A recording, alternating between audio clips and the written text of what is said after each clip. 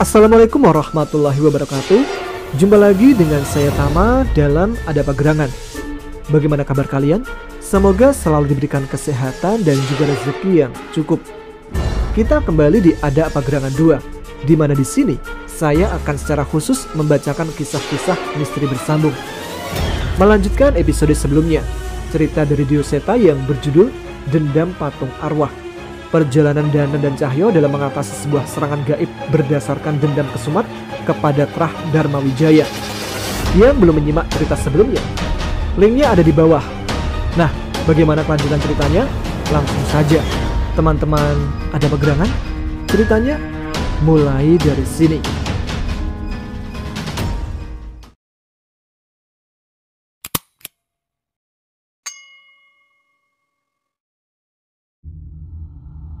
Derasnya rintikan hujan beradu dengan kaca helm yang kugunakan untuk menerobos perjalanan malam ini. Mas, yakin mau lanjut? Deras banget nih, keluh Guntur yang sepertinya khawatir dengan kondisi perjalanan kami. Maunya ya berhenti Tur, tapi ini kan kiri hutan semua. Nanti aja nunggu kalau udah ada pemukiman, balasku. Sejujurnya, tanganku juga sudah mulai gemetar karena menahan dinginnya air hujan yang menerpa jas hujanku. Tapi bila berhenti di tengah jalan pun kami hanya bisa berteduh di bawah pohon tanpa ada penerangan sedikit pun. Itu mas, di depan udah mulai banyak warung. Guntur menunjukkan keberadaan beberapa warung yang mulai terlihat di hadapan kami. Ada beberapa truk yang terparkir di sana, dan ada beberapa warung dengan penerangan seadanya seolah sudah siap menyambut kami. Eyalah masnya, sampai hujan-hujanan begini, sambut seorang pria muda yang sepertinya menjaga warung ini. Jiwa muda harus nekat mas, balasku singkat. Kami pun mengambil handuk kecil dari tas dan mengeringkan bagian tubuh kami yang tidak selamat dari terpaan hujan. Mas-masnya dibuatin apa? Kopi atau teh? Tanya penjaga warung itu. 1 kopi 1 teh mas, kalau ada gorengan anget juga boleh, pesanku. Tak berapa lama, secangkir kopi dan secangkir teh pun diantarkan kepada kami. Kami menikmati hangatnya minuman itu di tengah hujan yang tetesannya sesekali masih mencapai kami yang tengah berteduh ini. Sumpah mas, enak. Tambah gorengan anget pasti jos tenan, ucap Guntur menikmati tehnya. Tenan toh, di balik musibah pasti selalu ada hikmah, balasku. Suara berisik dari hujan deras tidak menyurutkan niat kami untuk membicarakan tujuan kami sebenarnya. Tujuan kami adalah sebuah desa di pedalaman yang cukup jauh dari desa lainnya. Aku gak nyangka Mas Cahyo gak nolak waktu disuruh ke desa tempat tinggalnya Jambrong dulu. Padahal tempatnya sudah jelas gak wajar, ucap Guntur. Kamu pikir selama ini seorang Cahyo mainnya kemana aja? Bisa ketemu listrik di desa yang aku datengin aja udah seneng, balasku. Aku sudah lupa berapa desa terpencil yang sudah aku datangi. Yang tak kusangka, ternyata masih ada warga yang mau tinggal di tempat-tempat yang jauh dari kata modernisasi. Walau begitu, terkadang aku iri dengan mereka yang selalu bersyukur dengan keadaan yang ada. Masih ada desa yang belum kemasukan listrik mas? Tanya Guntur bingung. Adalah, bukan karena pemerintah tak peduli, tapi jalur untuk menarik kabel listrik hampir tak mungkin, balasku. Guntur mengerjitkan dahinya membayangkan sekelam apa desa itu. Desa yang mau kalian datangi juga tidak ada listrik. Lebih baik malam ini menginap di sini saja. Tiba-tiba penjaga warung itu keluar dengan membawa beberapa tempe mendoan dan bakwan hangat ke hadapan kami. Seketika mataku dan Guntur berbinar-binar mendapati 2 piring gorengan hangat terhidang di hadapan kami. Lah, masnya kok tahu tujuan kami? Tanyaku pada penjaga warung itu. Ya jelas tahu, saya juga salah satu pendekar dari sana. Dan tasbih yang digunakan masnya itu jelas berasal dari desa saya, desa Gandurejo, balasnya. Aku memperhatikan tasbih yang digunakan di tangan Guntur. Aku menduga itu adalah pemberiannya Jambrong. Penjaga warung itu pun memperkenalkan diri dengan nama Darman. Ia adalah salah satu pendekar dari perguruan di desa Gandurejo. Kami memang sempat mendengar tentang desa ini dari Nyai Jambrong. Tapi saat ini, hujan yang deras memperdengarkan kami secara lengkap tentang cerita desa itu dari mulut Mas Darman. Kalau kalian melewati hutan malam-malam menuju desa, kalian pasti akan melihat hal yang aneh-aneh, buka Mas Darman. Desa Gandurejo adalah desa pelatihan untuk para pendekar. Tempatnya yang terpencil, Tak tersentuh aliran listrik dan medan yang berat membuat tempat itu menjadi tempat yang baik untuk melatih seorang pendekar. Beberapa perguruan menjadikan desa Gandurejo sebagai destinasi pelatihan bagi para muridnya. Tempat itu dipenuhi oleh orang-orang yang memang mencari ilmu. Namun menurut Mas Darman, desa itu juga memiliki sebuah misteri. Alas Sewu Lelembut, warga menyebutnya dengan nama itu, ucap Mas Darman. Sebutan Alas Sewu Lelembut atau hutan seribu arwah disematkan warga desa setelah mereka selalu menemukan sosok tak kasat mata di hutan itu. Terkadang mereka melihat pasukan genderuwo, parade pocong, hingga makhluk yang tak bosan bergelantungan di atas pohon dengan wajah mengerikan. Namun beruntungnya penampakan itu semua hanya terjadi di malam hari. Keberadaan sosok itu disangkut pautkan dengan keberadaan sebuah prasasti peninggalan kerajaan zaman dulu. Prasasti, Mas? Tanyaku. Iya, Mas. Prasasti itu baru ditemukan beberapa tahun lalu. Tapi yang terukir di prasasti itu begitu menakutkan. Ada kutukan di sana, jelas Mas Darman. Kutukan? Guntur menanggapi kami dengan bingung. Mas Darman menceritakan tentang kutukan di prasasti itu. Kata-kata itu bertuliskan tentang apa yang akan diterima oleh siapapun yang memotong jati pitu atau jati tujuh yang berada di sekitar prasasti itu. Jati pitu adalah 7 pohon jati tua yang berdiri tegap hampir mengelilingi prasasti. Siapapun yang melakukan hal itu akan mati dengan puluhan tusukan tombak. Jasadnya dimakan hewan buas, tubuhnya terkoyak hingga organnya berhamburan. Prasasti gelap inilah yang dipercaya warga mengundang sosok gaib di sekitarnya. Tapi Mas tenang saja, besok pagi biar saya antar sekalian pulang, balas Mas Darman. Wah, makasih loh Mas. Hampir saja aku pasrah tersesat dengan kendaraan antik di pinggir hutan, balas Guntur. Aku pun segera mengambil sarungku dan menyabetkannya pada Guntur. Kendaraan antik apa? Tak bilangin Simbah loh, ntar kamu gak boleh naik, balasku. Hehe, bercanda Mas Cahyo, Simbah mah udah jadi idola, canda Guntur. Ternyata ucapan Mas Darman tidak basa-basi. Ia benar, menyiapkan kursi bambu besar di dalam warung dengan beberapa kain yang bisa digunakan sebagai selimut. Kalau mau tidur bisa di sini ya Mas, besok saya bangunin, tawar Mas Darman. Kami berterima kasih pada Mas Darman dan izin untuk menutup mata sebentar setelah perjalanan yang cukup panjang. Darman, keluar kamu! Belum sempat matahari menunjukkan cahayanya dengan penuh, tiba-tiba terdengar suara beberapa orang berkumpul di luar warung. Aku mencari Mas Darman, namun tidak ada tanda-tanda dia berada di tempat ini. Kalau tak mau keluar, ku hancurkan tempat ini, ancam orang yang menghampiri tempat ini. Mendengar ucapan itu, aku pun meninggalkan kursi bambu yang kugunakan untuk tidur dan menghampiri ke arah pintu. Guntur yang tengah tertidur lelap pun sampai terbangun dengan teriakan itu. Ngapunten, ada apa ya Mas? Tanyaku berusaha sopan dengan mereka. Mana Darman? Suruh dia keluar, teriak orang itu. Mas Darmanya lagi gak di tempat Mas, mau ditunggu saja apa gimana? Balasku. Namun bukannya menjawab dengan baik, orang itu malah menggebrak pintu dan membentakku. Jangan bohong, keluarkan dia atau saya hancurkan warung ini, ancamnya. Gak bohong Mas, jangan, kasihan Mas Darman, balasku lagi dengan nada sedikit memelas. Dari penampilannya dan tubuhnya, sepertinya mereka bukan hanya sekedar preman biasa. Mereka seolah berasal dari perguruan bela diri. Mungkin mereka juga berasal dari desa yang sama dengan Mas Darman. Sayangnya, bukannya bersikap sopan, mereka malah menerobos masuk ke dalam dan mencoba menghancurkan barang-barang di warung. Dengan sigap aku menangkap tangan mereka dan mendorong mereka kembali menjauh. Kurang ajar, ngelawan kamu, ucap orang itu. Ya enggak Mas, tapi jangan hancurin warung Mas Darman, nanti dia makan apa? Balasku masih berusaha untuk bersabar. Walau dengan memelas seperti itu, mereka masih berusaha masuk untuk menghancurkan warung Mas Darman. Aku terus menahan mereka dan mendorong keluar dari pintu. Merasa kesal, mereka pun mulai mencoba menyerangku.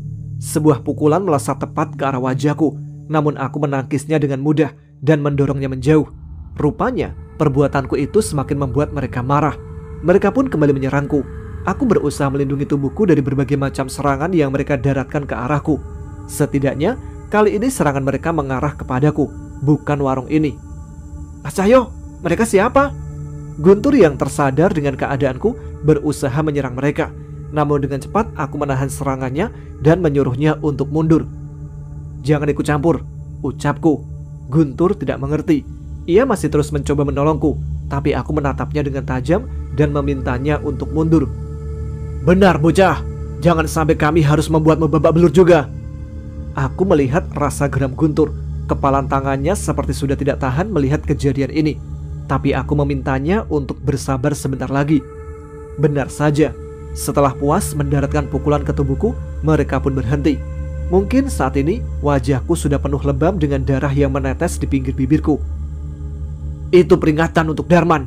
Temui kami atau kami akan datang lagi, ucap orang itu yang akhirnya pergi meninggalkan kami.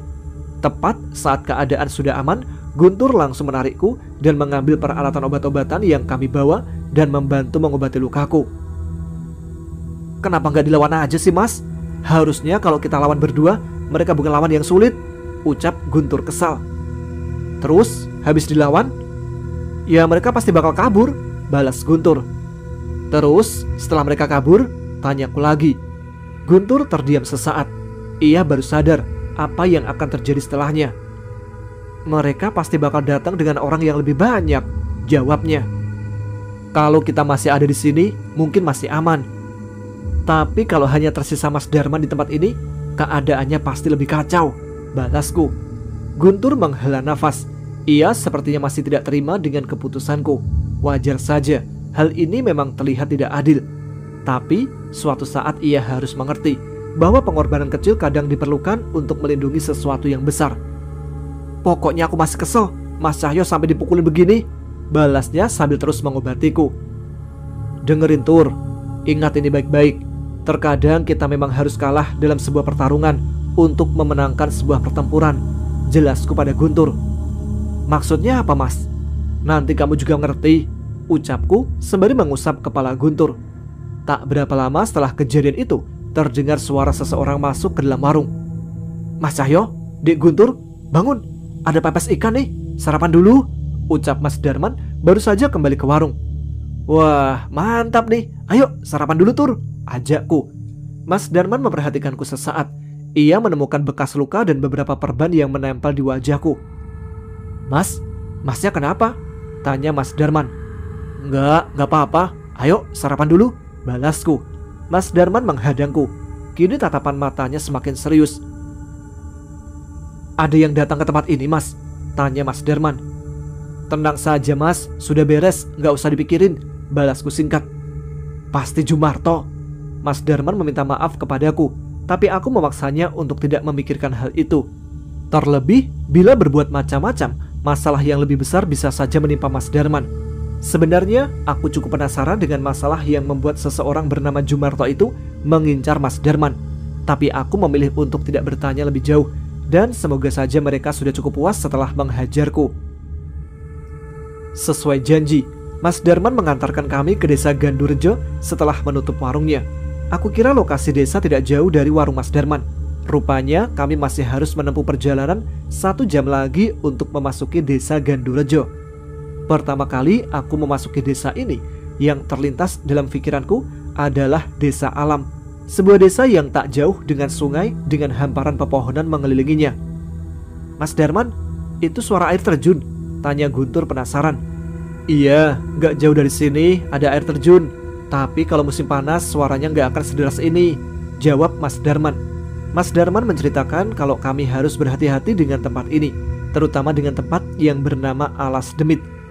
Tadi kami sempat melewati tempat itu, dan memang benar, ada kekuatan besar yang menarik sosok-sosok tak kasat mata untuk berkumpul di tempat itu. Semoga saja kami tidak harus berurusan dengan benda yang disebut dengan prasasti kutukan itu. Mas Darman pun menghantarkan kami ke rumah kepala desa, Mbah Sarman namanya. Nyai Jambrong sudah memberitahu tentang Mbah Sarman yang sudah menjaga desa ini selama puluhan tahun tanpa ada yang menggantikan. Kulon Wun, Mbah Sarman, saya Cahyo dan ini adik saya Guntur. Aku dan Guntur memperkenalkan diri pada seseorang di hadapanku. Walau sudah cukup berumur, Mbah Sarman memiliki tubuh yang tegap dan sehat. Sepertinya dia sama sekali tidak bisa diremehkan. Monggo, masuk mas. Kenalannya Mas Darman ya? Tanya Mbah Sarman.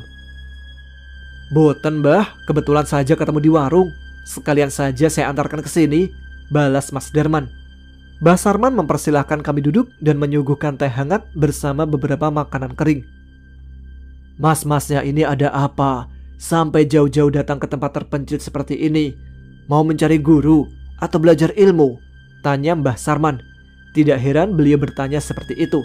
Pasalnya, desa ini memang dipenuhi orang-orang yang sepertinya berniat untuk berlatih ilmu bela diri. "Bukan, Mbah. Kami dimintai tolong seseorang untuk mengambil barang miliknya. Dulu dia sempat lama tinggal di tempat ini," balasku. "Oh, biar saya bantu.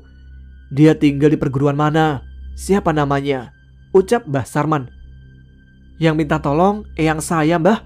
Perguruannya saya kurang tahu, tapi kita kenalnya namanya Nyai Jambrong," ucap Guntur. Tiba-tiba Mas Darman jatuh dari bangkunya dan wajah Mbah Sarman terlihat kaget saat mendengar perkataan Guntur. Mas Darman gak apa-apa?" ucap Guntur yang khawatir. Enggak apa-apa. Tapi bener, kamu cucunya Nyai Jambrong?" tanya Darman dengan cara berbicara yang tiba-tiba berubah. Bukan sih Mas, saya muridnya, tapi saya sahabatnya Arum, cucu satu-satunya Nyai Jambrong," balas Guntur polos. Sekali lagi terdengar suara yang kali ini berasal dari gebrakan meja. Sontak aku dan Guntur pun ikut kaget. "Ternyata benar, nenek Piot itu masih hidup," ucap Mbah Sarman. "Iya Mbah, tapi Mbah Sarman ini gak musuhan sama Nyai Jambrong kan?" tanyaku dengan penuh hati-hati. Kali ini Guntur memegangi lenganku seolah takut dengan raut wajah Mbah Sarman. "Kalian lihat luka di leher samping saya ini. Ini adalah ulah nenek Piot itu," teriak Mbah Sarman. Aku menelan ludah mendengar cerita itu. Sepertinya aku harus mulai berhati-hati dengan Mbah Sarman. Aku hampir lupa bahwa sebelum kenal dengan kami, Nyai Jambrong adalah sosok yang jahat dan tidak ragu untuk membunuh lawannya. "Tapi bila kalian bertemu dengan anak saya, Nyai Jambrong lah yang menolong dia waktu hanyut di sungai," lanjut Mbah Sarman. Saat itu raut wajah Mbah Sarman kembali melunak. Aku menarik nafas lega, berharap kejadian itu tidak menjadikan Nyai Jambrong sebagai musuhnya. "Mas Cahyo sama Guntur, nanti kalau ketemu orang jangan bilang kalau kenalannya Nyai Jambrong ya. Dia punya banyak musuh di desa ini," jelas Mas Darman. Iya Mas," balas Guntur dengan cepat. Sial, walau orangnya gak muncul, ternyata Nyai Jambrong namanya saja bisa membuat banyak masalah. "Ya sudah, habis ini kita ke rumah nenek Piot itu. Kalau kalian mau bersih-bersih, kalian bisa tinggal di sana," ucap Mbah Sarman. "Tapi kalau cuma sebentar, menginap di rumah saya saja Mbah, daripada repot-repot bersih-bersih. Apalagi rumah itu," ucapan Mas Darman terputus. "Rumah itu kenapa Mas?" Guntur penasaran. "Katanya di sana banyak pusaka yang bisa hidup sendiri," ucap Mas Darman. Aku saling bertatapan dengan Guntur. Setahu kami, Nyai Jambrong bukan seseorang penggemar pusaka, tapi mungkin kita akan tahu setelah masuk ke rumahnya. Terpisah dari pemukiman desa, ada sebuah rumah kayu besar yang tak terawat. Tanaman menjalar sudah tumbuh di atapnya, tapi ada satu ciri khas tempat tinggal Nyai Jambrong yang aku ketahui. Ada sebuah pohon besar di dekatnya yang mengatapi rumah tersebut. Aku mencoba membuka pintu rumah itu, namun terkunci dengan rapat. "Untuk kunci rumah ini yang megang siapa Mbah?" tanyaku. Mbah Sarman menggeleng. Sepertinya ia memang tidak tahu siapa yang memegang kunci bangunan ini. "Belum ada satupun orang yang bisa masuk ke rumah ini. Bila kalian disuruh oleh nenek Piot itu, harusnya kalian tahu cara masuk ke dalam," ucap Mbah Sarman. Aku bertatapan dengan Guntur dan sepertinya Nyai Jambrong memang tidak memberi petunjuk mengenai cara membuka rumah ini. Tapi sepertinya Guntur penasaran. Ia mendekat ke pintu utama bangunan itu dan meletakkan tangannya di sana. Tak lama kemudian, terdengar suara kunci selop kayu yang terbuka dari dalam dan pintu itu terbuka dengan mudah.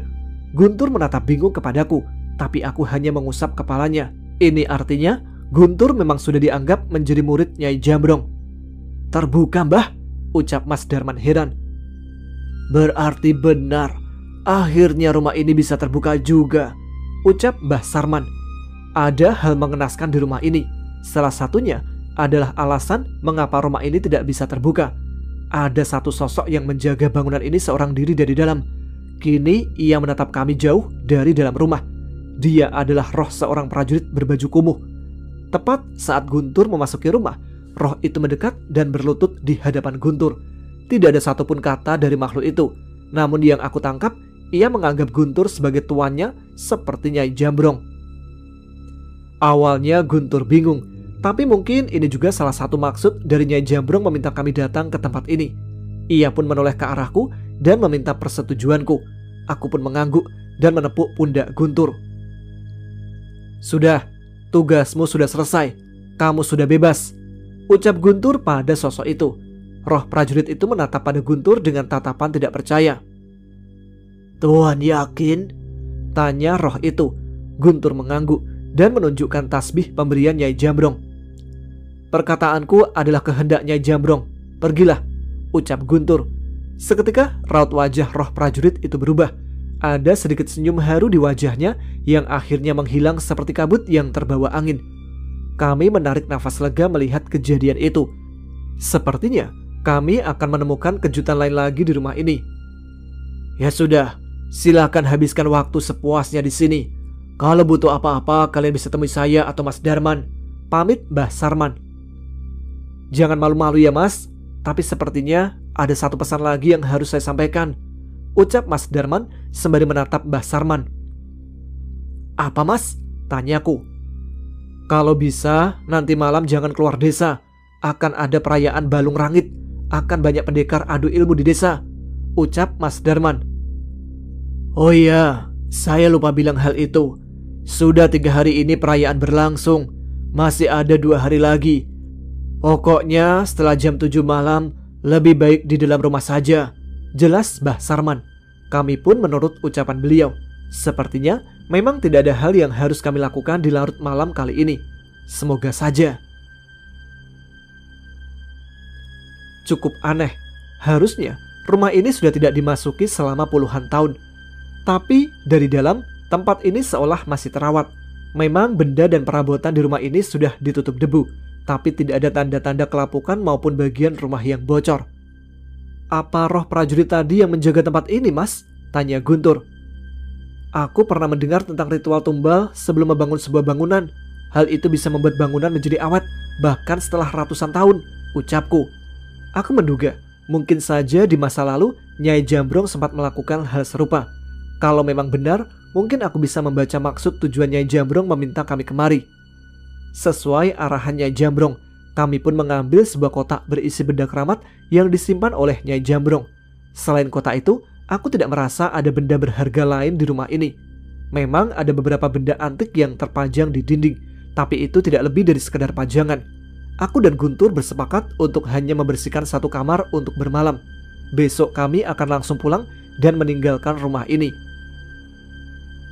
Seperti ucapan Mas Darman, kami mendengar suara keramaian dari arah desa. Namun, karena tidak ingin terlibat masalah lagi, kami memilih untuk berdiam di kamar sembari mendoakan bangunan ini. Di tengah tidurku, tiba-tiba terdengar suara dari arah jendela. Aku segera bangun dan mencari tahu asal suara itu. Jendela kamar tiba-tiba terbuka. Ada seseorang menatapku dari jauh di luar jendela itu. "Siapa kamu?" teriakku. Tapi orang itu tidak menjawab. Ia malah berpaling dan berjalan seolah memintaku mengikutinya. Aku menoleh pada Guntur sebentar, memastikan apakah ia akan baik-baik saja saat ku tinggalkan. Tapi firasatku seolah memaksaku untuk mengikuti sosok tersebut. Dengan cepat aku berlari mengejarnya. Tapi secepat apapun aku berlari, sosok itu selalu ada jauh di hadapanku. Anehnya, aku sama sekali tidak merasa lelah. Pengejaranku berhenti di sebuah tempat dengan 7 buah pohon jati yang terpisah dari pohon lainnya. Di tengah formasi itu, ada sebuah prasasti yang bertuliskan aksara Jawa. Apa ini prasasti kutukan yang diceritakan Mas Darman? Aku mencoba mendekat dan memastikan prasasti itu. Bentuknya sebuah batu lempeng besar dengan ukiran kata-kata yang hampir utuh. Namun sayangnya, banyak sosok-sosok mengerikan menatapku dari jauh seolah terkumpul oleh energi dari prasasti ini. Setelah tersadar dari kekagumanku akan prasasti ini, aku mencoba mencari sosok yang kukejar. Tiba-tiba, ia berada di hadapanku. Sosok pria dengan baju kerajaan zaman dulu. Ia tidak berbicara apapun dan menghilang begitu saja. Seketika aku seperti tertarik menjauh dari tempat itu dengan cepat. Entah apa yang terjadi. Tiba-tiba aku terbangun di tempatku tertidur sebelumnya. Mimpi, gumamku. Tapi semua terasa nyata. Apa sukmaku meninggalkan tubuhku? Apa itu penglihatan?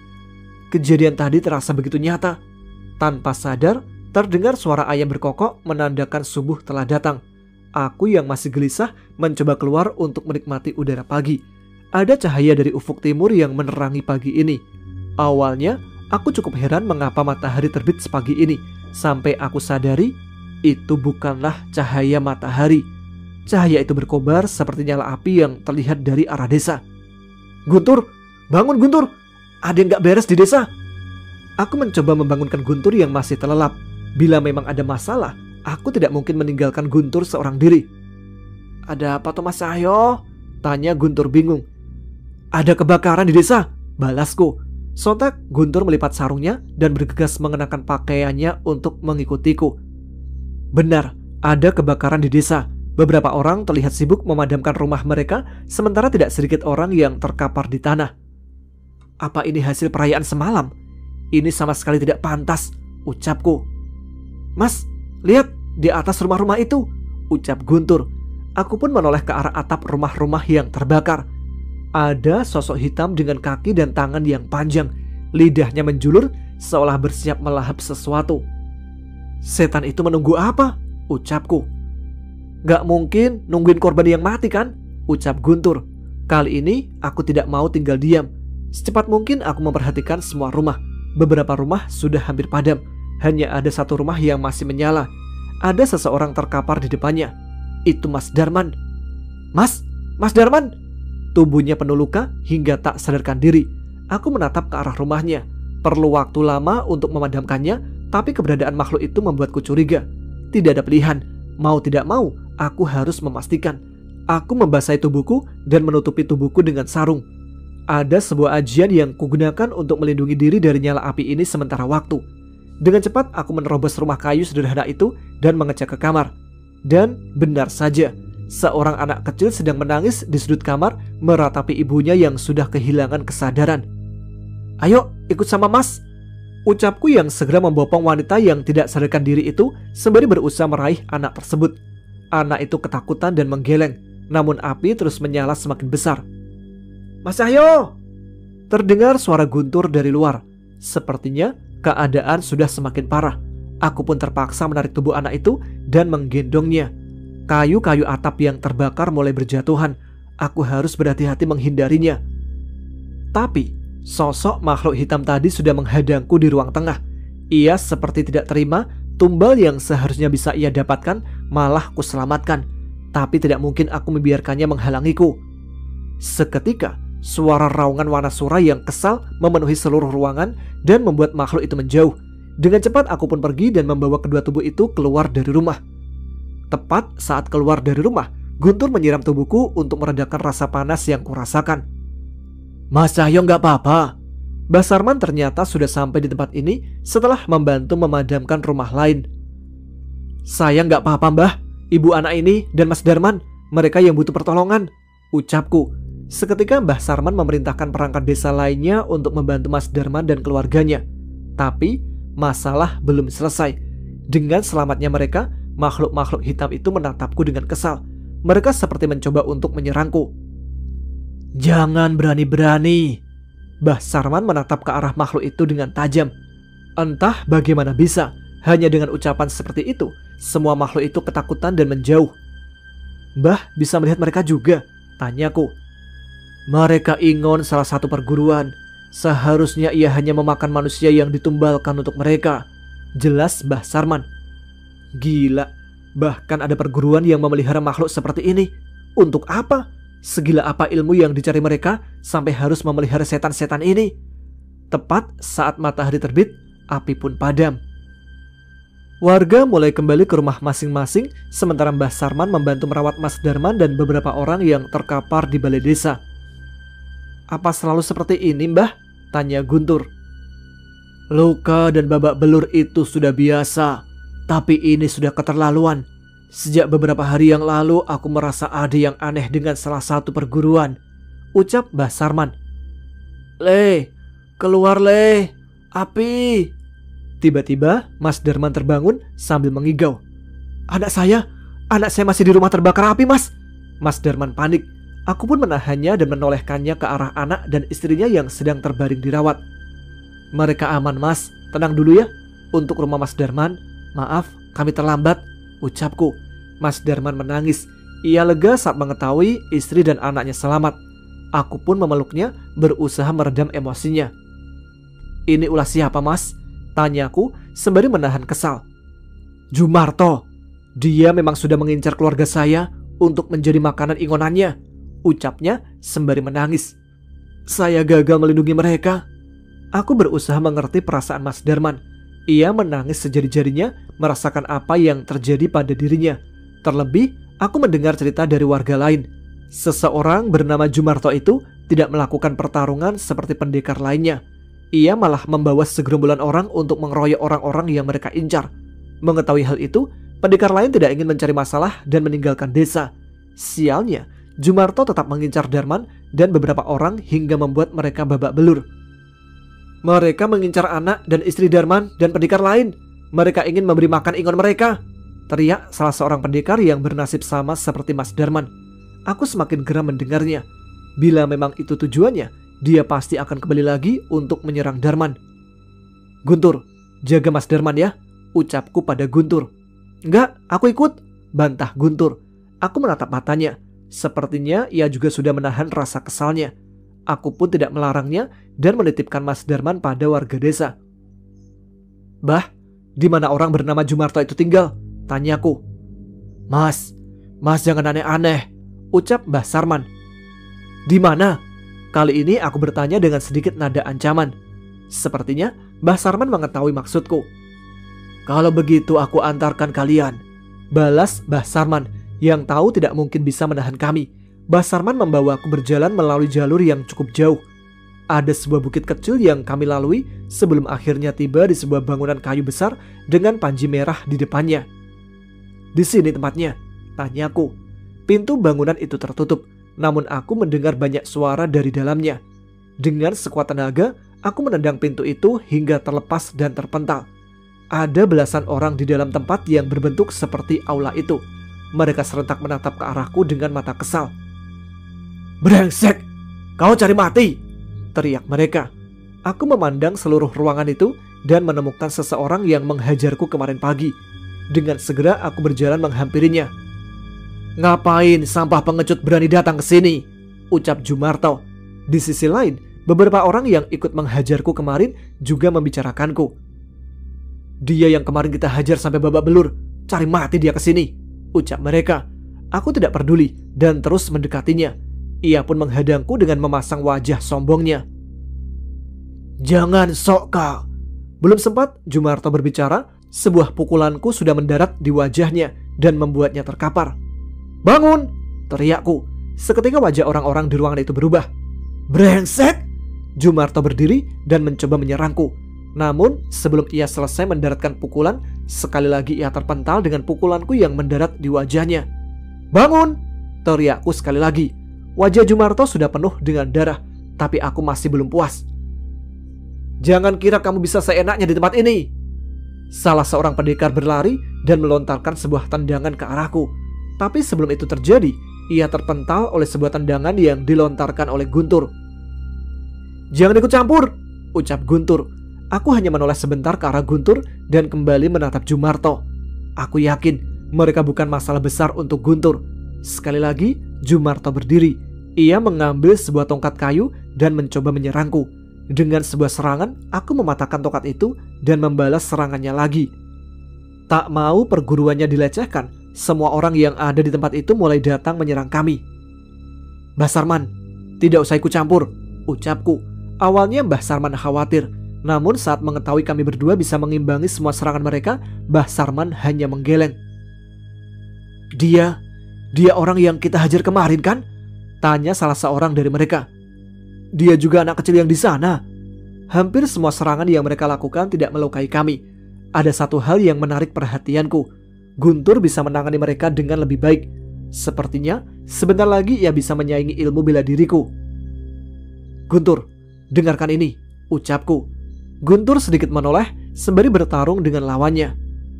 Ada waktunya kita harus diam tanpa melawan. Bahkan ada waktunya juga kita harus melarikan diri. Tapi ada juga waktunya kita untuk berdiri melawan. Itu adalah ketika orang yang baik kepadamu dan bertindak benar disakiti, ucapku. Dalam sekejap, seluruh pendekar yang ada di ruangan itu terkapar tak mampu melawan. Jumarto berlari ke belakang dan berteriak memanggil seseorang. "Guru, tolong kami guru!" teriak Jumarto menggedor pintu di ruangan belakang. Tidak lama kemudian, seorang pria tua berambut panjang keluar dan melihat keadaan sekitar. Raut wajahnya seketika berubah melihat tempat itu. Ada yang aneh, ada kekuatan hitam mengalir dari tubuhnya. Ingon yang tadi ada di desa pun mengikuti di belakangnya seolah menjaganya. "Baru saja ku tinggal meditasi sebentar, kalian sudah dipermalukan sama bocah kampung ini," teriak orang itu. "Maaf guru, mereka menggunakan siasat busuk. Kalau tidak, kami tidak mungkin kalah," ucap Jumarto. "Minggir," ucap pria tua itu. "Rasakan, yang kalian lawan adalah pendekar Rowogeni, Raden Sunjoro. Mati kalian," ucap Jumarto. Dengan cepat pria bernama Raden Sunjoro itu melesat ke hadapanku dan menyerangku. Dengan sigap, aku pun menghindar dan menjauh. "Jangan buru-buru, bukan aku yang jadi lawanmu," balasku. Aku menoleh ke arah Guntur dan menyuruhnya maju. "Aku mas? Yang bener aja," tanya Guntur. "Berisik, cepat, jangan malu-maluin masmu," balasku. Guntur terlihat ragu, tapi ia terus berjalan dan memasang kuda-kuda menghadapi Raden Sunjoro. "Mas, jangan main-main. Sampai kapan kalian mau mempermalukan mereka?" ucap Mbah Sarman. "Sampai mereka tidak punya muka lagi untuk membuka perguruan," balasku. "Tapi Guntur masih anak kecil," bantah Mbah Sarman. "Mbah lupa, dia murid siapa?" balasku. Mendengar pertanyaan terakhirku, Mbah Sarman segera terdiam. Sepertinya ia penasaran bagaimana cara murid seorang Nyai Jambrong bertarung. "Bocah brengsek, jangan salahkan kalau anak ini mati di tanganku," balas Raden Sunjoro. Raden Sunjoro melancarkan sebuah jurus dalam sebuah pukulan ke wajah Guntur. Aku sempat mengira pukulan itu akan menggores wajahnya, namun ternyata pukulan itu tidak mengenainya dan hanya sedikit bersisihan dengan kulit Guntur. Hampir semua serangan Raden Sunjoro mengenai Guntur, tapi tidak satu pun serangan itu mengenainya. Guntur hanya melakukan sedikit gerakan, tapi semua itu sangat tajam menghindari Raden Sunjoro. "Hebat," Mbah Sarman kagum melihat gerakan Guntur. Aku pun memegang dahiku memperhatikan setiap gerakannya. Guntur benar-benar berusaha keras. Merasa kesal, Raden Sunjoro membacakan mantra dan menghantamkan kembali sebuah pukulan. Sekali lagi, pukulan itu dihindari oleh Guntur, namun suara ledakan terdengar dari arah pukulan Raden Sunjoro. Itu jurus pukulan jarak jauh, mirip jurus yang digunakan Danan. Guntur kaget, namun ia masih menguasai pertarungan. "Tubuhmu akan jadi sasaran empuk jurusku," ancam Raden Sunjoro. "Itu kalau kena kan?" balas Guntur santai. Benar saja, tak satu pun serangan Raden Sunjoro mengenai Guntur. Ia mampu menepis setiap serangan itu dengan mudah. Sebaliknya, walaupun awalnya serangan Guntur dapat ditahan oleh Raden Sunjoro, lambat laun ia mulai merasa kesakitan hingga sebuah tendangan yang sangat kuat menerjang tepat di dada Raden Sunjoro. "Hahaha, aku tahu gerakan itu," ucap Mbah Sarman. "Aku juga pernah dibuat terpental sama tendangan itu, Mbah," sautku pada Mbah Sarman, sembari mengingat bagaimana Nyai Jambrong mempecundangiku saat pertama bertarung dengannya. Jumarto kaget gurunya dapat dikalahkan oleh seorang anak kecil. "Siapa kau sebenarnya?" tanya Raden Sunjoro. "Saya Guntur, pewaris ilmu bela diri Nyai Jambrong," ucap Guntur dengan gagahnya. Seketika, seluruh pendekar di tempat itu tidak percaya dengan apa yang mereka dengar. Aku melihat ketakutan dari wajah mereka. "Nyai Jambrong? Tidak mungkin. Dia tidak pernah mau menerima murid," bantah Raden Sunjoro. "Kalau masih belum percaya, maju aja lagi," tantang Guntur.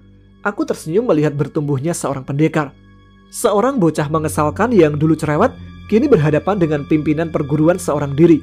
Dia hanyalah Guntur, seorang manusia biasa dengan tujuan hidup biasa, tapi dengan kebesaran hati yang luar biasa. "Kalau dia memang murid Nyai Jambrong, maka ia harus segera kita habisi. Serang!" perintah Jumarto. Belum sempat mereka menyerang Guntur, aku menjejakkan kaki di tanah yang menimbulkan dentuman besar hingga mereka terdiam. "Kalian pasti tahu apa yang terjadi bila Nyai Jambrong tahu muridnya dikeroyok," ucapku. Seketika mereka pun ragu melangkahkan kakinya dan menahan diri. Aku pun tertawa. Ternyata nama besarnya Jambrong mampu membuat mereka takut. "Jangan sombong. Ada alasan mengapa aku memimpin perguruan ini," ucap Raden Sunjoro. Sebuah ritual ia lakukan dengan membuat sebuah gerakan. Ada mantra yang ia bacakan. Hingga sosok Ingon yang tadi ada di desa ini kini mendekat ke arahnya. Makhluk-makhluk hitam bertangan dan kaki panjang itu kini membantunya untuk menyerang Guntur. "Ini baru masalah," gumamku. "Wanasura!"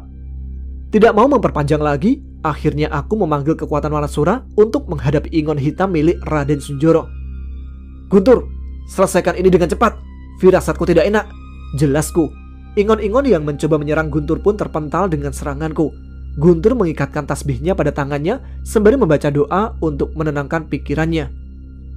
Entah jurus apa yang ia punya, namun aku sama sekali tidak merasakan ada kekuatan batin dalam serangannya. Dengan kekuatan Wanasura dan jurus Guntur, kami mementalkan Raden Sunjoro bersama Ingonnya hingga mendobrak tembok kayu di belakangnya. Raden Sunjoro terkapar tak berdaya. Semua pendekar di ruangan itu pun gentar dengan kami. Namun sayangnya, masalah besar baru dimulai. Di balik tembok kayu itu, tersembunyi sebuah patung batu dengan pancaran hitam yang mengerikan. Sialnya, ada beberapa jasad manusia yang tergantung di atasnya dengan darah yang menetes tepat di atas patung itu. "Gila, apalagi itu? Itu istri Sastro kan?" Mbah Sarman tidak menyangka akan melihat pemandangan keji seperti ini. Tanpa menunggu lama lagi, aku segera melompat dan meraih jasad yang tergantung lalu melepaskannya. "Hentikan, ritual belum selesai," teriak Raden Sunjoro yang kembali mencoba menyerangku dan Guntur. Kali ini serangan Raden Sunjoro tertahan. Mbah Sarmanlah yang mengangkat tubuhnya dan seketika membantingnya ke tanah. "Ini sudah keterlaluan. Apa rencana kalian?" ucap Mbah Sarman kesal. Aku menoleh sebentar. Ternyata benar, Mbah Sarman bukan seorang pria tua biasa. "Brengsek, jangan ikut campur. Sebentar lagi ritual selesai," teriak Raden Sunjoro. Tapi Mbah Sarman sekali lagi menghajarnya hingga terpental. Aku mendekat ke patung itu dan mencoba menghancurkannya. Itu adalah patung berwujud pendekar tanpa mata dan dengan tangan yang memanjang hingga ke tanah. Kekuatan yang terpancar dari benda itu jauh lebih mengerikan dari wujudnya. Sebuah pukulan kudaratkan dengan kekuatan Wanasura, namun tidak sedikit pun kekuatanku menggores patung tersebut. "Ini bukan patung biasa," gumamku. Guntur mencoba mengambil tongkat kayu dan mencoba memukulkannya, tapi hasilnya tetap sama. "Percuma kalian tidak akan bisa melukai Raden Rogobiryono. Dia yang akan memberikan kekuatan besar pada kami," ucap Raden Sunjoro sembari tertawa. Aku tidak menyerah. Tidak mungkin aku membiarkan patung mengerikan ini berbuat sesuatu. "Guntur, lindungi aku," ucapku. Guntur mengerti dan mengambil posisi di belakangku menghadap semua pendekar itu. Aku pun membacakan doa yang cukup panjang dan berusaha mencoba memutihkan energi jahat patung tersebut. Berhasil. Perlahan kekuatan hitam dari patung itu mulai memudar. Raden Sunjoro terlihat kecewa, namun aku merasa ini tidak akan mudah. "Manusia sampah. Apa harus aku sendiri yang mencari darah untuk kebangkitanku?" Tiba-tiba terdengar suara mengerikan dari patung itu. Sontak Jumarto dan Raden Sunjoro ketakutan. Aku menyaksikan ada makhluk jangkung berdiri di balik patung itu. "Malam ini manusia di desa ini tidak ada yang boleh hidup. Malam ini harus banjir darah," ucap makhluk itu. Kini aku gentar. Jelas makhluk itu bukanlah makhluk biasa. Bahkan tingginya lebih besar dari Wanasura. "Jangan! Jangan!" Terdengar teriakan dari murid-murid Raden Sunjoro. Satu persatu dari mereka kesurupan. Tubuhnya membesar dengan otot-otot yang merobek kulitnya. Mereka menyeringai buas seolah siap mengejar mangsanya. "Guntur, tutup pintunya! Jangan sampai mereka keluar!" teriakku. Guntur menoleh ke arahku dengan bingung. "Hah? Gimana caranya, Mas? Kan daun pintunya udah mental ditendang Mas Cahyo," balas Guntur. Benar juga. Aku menggaruk kepalaku dan berlari ke arah pintu. Kami bertiga menjaga pintu itu agar tidak ada yang keluar dari bangunan. Sayangnya, mereka lebih pintar dari yang kami kira. Mereka pun menerobos jendela dan atap bangunan lalu meninggalkan tempat ini menuju ke desa. Senja mulai menghilang dan gelap mulai datang. Tidak seperti biasanya, kegelapan malam ini membawa rasa takut bagi warga desa Gandurejo. Yang akan kalian lawan bukan sekedar pendekar. Mereka dirasuki setan. Jangan lengah, teriak Mbah Sarman memimpin pendekar yang masih tersisa di desa, seolah mengetahui akan adanya pertarungan besar. Sosok-sosok makhluk penunggu hutan menyaksikan kami dari kejauhan, seolah menunggu ada darah yang terjatuh untuk mereka. Walau sudah pergi terlebih dahulu, sepertinya Raden Rogobiryono memilih menunggu malam untuk menyerang desa ini. Ada satu orang berjalan mendekati kami. Ia memasuki desa dengan menyeret langkahnya. Matanya putih, kesadaran sudah bukan lagi miliknya. Jumarto, itu Jumarto, teriak warga yang menyadari siapa orang yang mendekat. Aku melintasi kerumunan dan bersiap menghadapi sosok Jumarto yang mendekat. Tapi bukannya menyerang, sosok itu malah berhenti.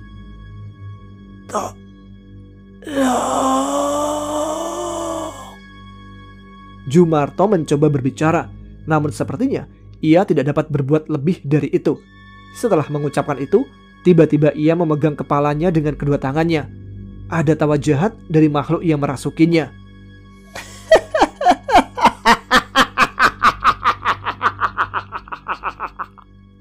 Seketika, Jumarto menyeringai dan mengangkat sekuat tenaga kepalanya hingga terpisah dari badannya. Darah bermuncratan dari leher Jumarto yang seketika terjatuh di tanah dengan kepala yang menggelinding. Seluruh warga desa gentar melihat kejadian itu. Ini yang akan terjadi pada kalian, ucap Raden Sunjoro yang tidak lagi menguasai kesadarannya. Seketika, dari dalam kegelapan muncul pasukan pendekar yang dirasuki oleh pengikut Raden Rogobiryono. Mereka menerjang ke arah kami dengan kesetanan. Seseorang merangkak layaknya hewan buas menyerang warga desa yang berusaha membela diri. Di sisi lain, ada yang memanjat pohon dan berusaha menarik warga desa untuk menggantungnya. Kekuatan mereka berkali-kali lipat dari biasanya. Saat ini, aku dan Guntur tengah berusaha menghadapi sosok yang mereka panggil dengan nama Raden Rogobiryono. Sementara Mbah Sarman mengumpulkan pendekar di desanya untuk menahan mereka. Hati-hati, dia bukan setan biasa, peringatku. Aku juga tahu mas, niatnya sih mau kabur dari tadi. Sayangnya masih ingat kalau aku cowok, balas Guntur sepertinya mencoba mencairkan suasana. Gak boleh begitu lah Tur, kalau sampai kamu kabur, ya ajak-ajak lah, balasku. Sayangnya perbincangan kami hanya terhenti sampai di situ. Bayangan pendekar jangkung itu segera mendekat dan mencekikku serta Guntur secara bersamaan dengan tangannya yang panjang. Wanasura! Aku segera memanggil Wanasura untuk melepaskan diri dari cengkramannya. Tidak ada lagi alasan untuk menahan diri saat ini. Dengan sigap aku menarik kekuatan Wanasura ke dalam lenganku dan melayangkan sebuah pukulan ke tubuh setan itu. Anehnya, tak sedikit pun seranganku mampu membuatnya terluka. Gila, belum pernah aku menemukan makhluk sekuat ini, ucapku. Jangan gegabah Mas Cahyo, teriak Guntur. Ia bergantian denganku menyerang sosok itu. Ada sebuah tasbih di genggamannya yang telah ia bacakan sebuah doa. Aku tahu serangannya bukanlah pukulan biasa, namun sekali lagi, serangan Guntur tidak mampu melukai Raden Rogobiryono sama sekali. Kami tak mau menyerah. Berkali-kali kami menghantamkan serangan kami ke tubuh bayangan milik makhluk itu. Namun, tetap sama saja. Dengan sekuat tenaga, kami menahan serangan makhluk itu sembari mencari celah untuk menyerang. Namun, stamina kami ada batasnya. Sedikit lengah, tangan panjang makhluk itu berhasil menyapu Guntur hingga terpental. Tubuhnya menabrak pohon hingga memuntahkan darah dari benturan itu. Guntur! Teriakku yang segera mencoba menghampirinya. Tapi setan itu tidak memberiku kesempatan. Aku menangkis berbagai serangannya. Namun tangannya yang panjang mampu meraih, mengangkatku, dan membantingku ke tanah. Beruntung kekuatan Wanasura melindungiku. Tapi tetap saja, aku menerima luka yang cukup parah. Setan itu tidak meremehkanku. Ia masih terus menyerangku tanpa ampun. Hati-hati mas, lari! Teriak Guntur mengkhawatirkanku. Sepertinya ia masih belum mampu memulihkan dirinya. Tiba-tiba terdengar suara seorang perempuan dari arah desa minta tolong. Ia terseret dari dalam rumahnya tanpa mampu melawan. Ibu! Anak dari perempuan itu menangisi ibunya. Keadaan di desa sudah semakin mencemaskan. Sepertinya sudah ada korban dari warga desa. Aku melihat Mbah Sarman berusaha menolong wanita itu. Tapi di sisi lain, sudah ada seorang perempuan yang tergantung di atas pohon setelah diseret dari rumahnya. Rupanya seluruh warga sudah kewalahan. Sebagian warga sudah terkapar babak belur di tanah oleh serangan pendekar yang kesetanan itu. "Guntur, tolong mereka!" perintahku. "Terus, Mas Cahyo?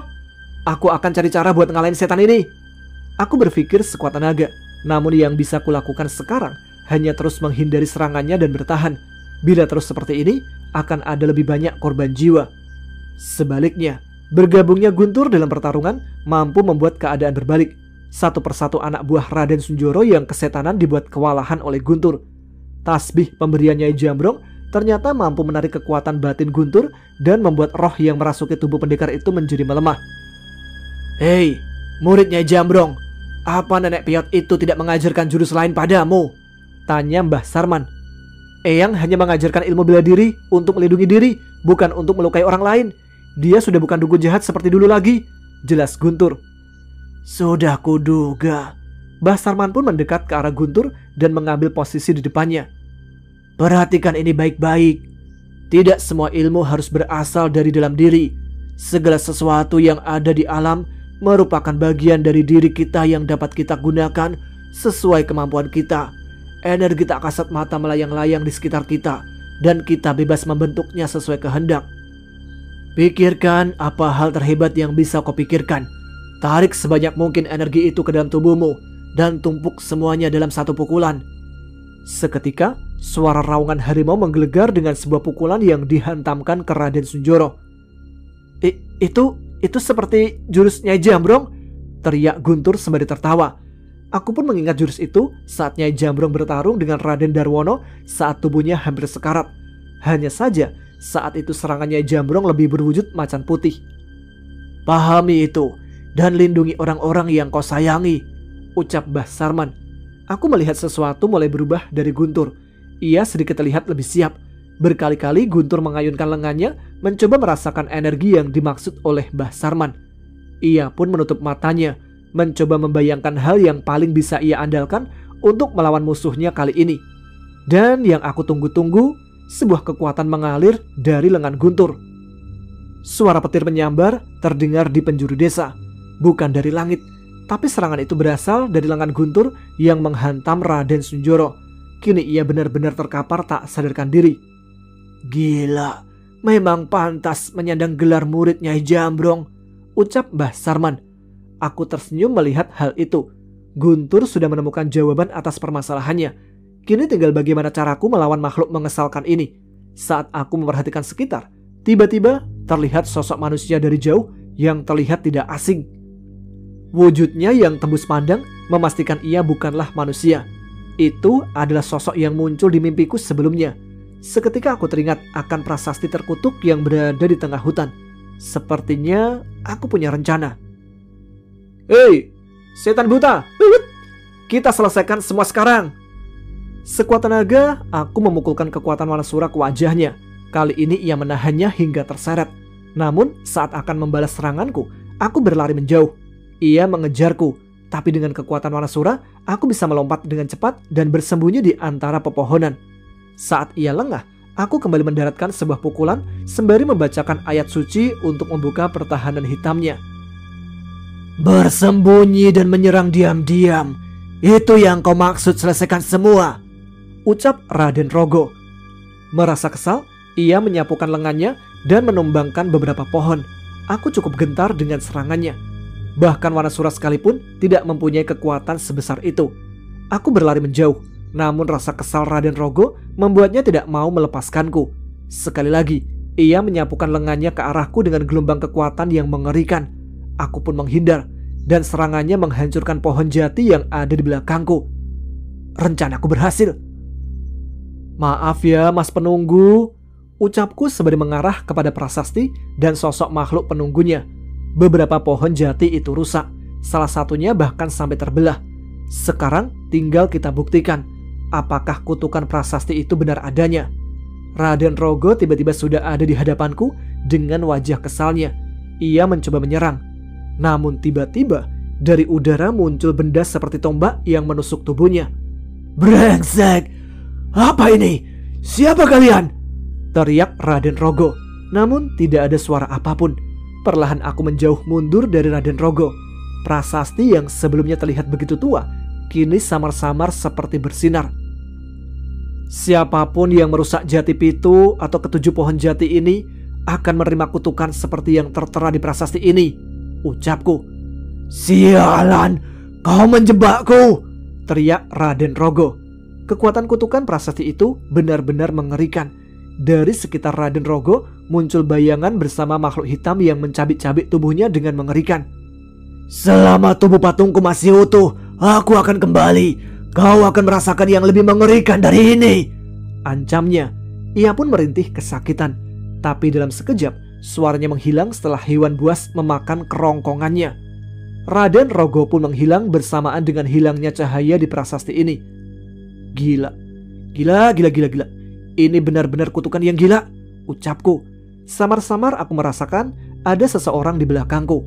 Dan benar, ada roh seseorang di sana. Dia adalah roh penjaga prasasti ini. Siapa kamu sebenarnya? Tanyaku. Bisa-bisanya kau memanfaatkan kutukan prasasti ini, ucap sosok berpakaian kerajaan zaman dulu. Iya. Ngapunten, mohon maaf, saya tidak kepikiran cara lain, balasku minta maaf. Makhluk itu mengangkat tangannya seolah tidak ingin memusingkan hal itu. Tapi sepertinya ia memiliki maksud lain. Sudah, tidak masalah. Toh tujuan dari makhluk itu juga menghancurkan keturunanku. Mungkin akulah yang seharusnya berterima kasih, ucapnya. Keturunan? Apa ini ada permasalahan antara dua kubu? Keturunan? Maksud masnya apa ya? Tanyaku. Makhluk itu menceritakan bahwa pendekar di keluarganya pernah memiliki perselisihan dengan sebuah kerajaan. Demi melindungi rakyatnya, ia terpaksa menyerang kerajaan itu dan menjadikannya medan pertempuran. Mereka menang, namun beberapa orang sakti dari kerajaan itu ada yang masih bertahan dan ingin membalas dendam. Salah satunya bernama Ki Luwang, pematung sakti yang konon meninggalkan sesuatu untuk membalas dendam. Patung itu sedang mengumpulkan kekuatan sebelum akhirnya akan membalas dendam kepada anak dan cucu kami, ucap roh itu. Itu adalah cerita yang singkat. Namun aku merasa ada hal yang lebih pelik dari itu, hingga seseorang bernama Ki Luwang ini menanamkan dendam hingga sedemikian rupa. Bila Ki Luwang dan peninggalannya masih mencoba mengumpulkan kekuatan, berarti masih akan ada banyak korban yang berjatuhan menjadi tumbalnya. Maaf, memangnya masnya siapa ya? Dan siapa keturunan masnya? Tanyaku. Mungkin dengan mengetahuinya aku bisa mencari cara menghentikan dendam Ki Luwang. Saya adalah Raden Swarga Darmawijaya. Saya hanya menjaga prasasti ini, jawabnya. Tunggu, Darmawijaya? Berarti masnya, Anda leluhur Dirga Darmawijaya, dan ada hubungan darah dengan Raden Arya Darmawijaya? Tanyaku lagi. Raden Swarga tersenyum mendengar ucapanku. Sepertinya memang sudah takdir kita dipertemukan. Ini gawat. Berarti nyawa Dirga dan Abah dalam bahaya. Apalagi Darmawijaya merupakan terah besar. Berarti masih ada keturunan Darmawijaya yang akan diincar oleh mereka. Mas Raden Swarga, apa yang harus saya lakukan untuk melindungi Dirga? Tanyaku. Raden Swarga menggeleng. Saya tidak tahu. Saat ini saya hanya menjaga prasasti ini. Prasasti berisi kutukan yang saya buat untuk melindungi jati pitu, ucapnya. Mas Raden ini aneh-aneh aja loh. Kenapa sampai bikin kutukan begini untuk pohon jati? Balasku. Raden Swarga menghela nafas. Jati pitu adalah istilah. 7 pohon jati ini hanya simbolnya. Dia melambangkan 7 pilar tanah Jawa yang tidak boleh dirusak. Ada 7 prasasti juga yang melindunginya, ucap Raden Swarga. Aku garuk-garuk kepala. Penjelasan Raden Swarga kali ini cukup membuatku bingung. Namun karena tidak ada lagi yang bisa kami bicarakan, aku pun izin untuk pamit membantu Guntur. Tunggu, ada satu yang bisa kubantu, ucap Raden Swarga. Aku berhenti sebentar dan kembali menoleh. Raden Rogo akan bangkit lagi. Saat itu terjadi, prasastiku akan menyala dan bersinar ke langit. Itu adalah pertanda untuk kalian, ucapnya.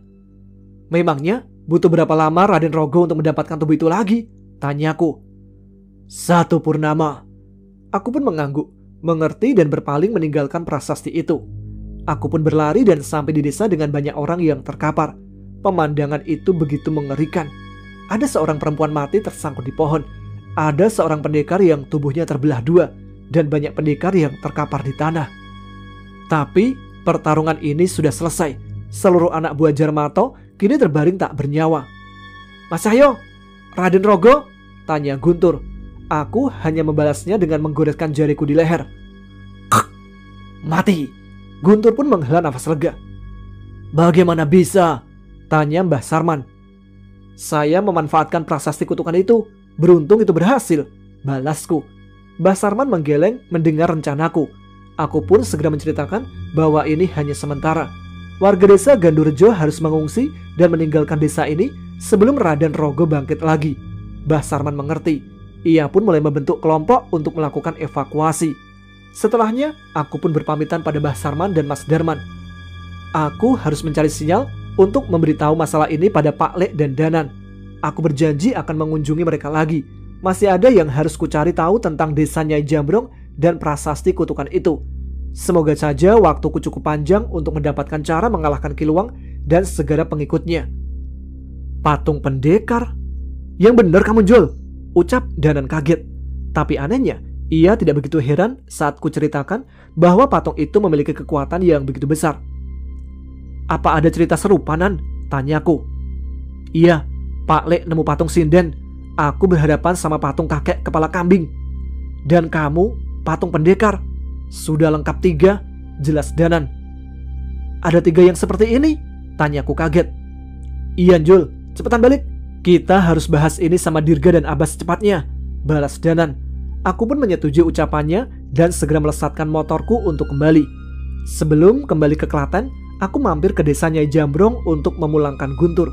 Sebenarnya aku malas bertemu dengannya, tapi takutnya mungkin saja nanti kami akan membutuhkan bantuan Nyai Jambrong lagi.